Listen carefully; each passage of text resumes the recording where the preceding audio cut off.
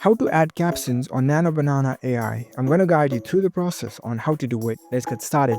First of all, on your phone, head over to your preferred web browser. On your browser, tap on the search bar and search for NanoBanana AI and navigate to its website. After you are in the website, you will see this kind of web interface.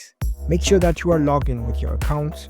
Now, in order to add captions on NanoBanana AI, here in this page, if you scroll down, you can see this AI editor section. Here you'll see two different options, image to image and text to image. You can select either one. For now, selected the image option. Now I'll add the image over here. I'll just select any image from my gallery. Once you do that, if you want to add captions to this image, you can do so by providing the prompts. Here you can see main prompt section. Tap on this field. You can write a text prompt over here. In the prompt, you need to explain what you want to add as a caption. For example,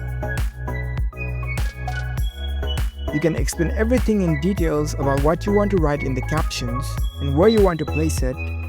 Once you do that, you can tap on this Generate Now button and it will generate your result.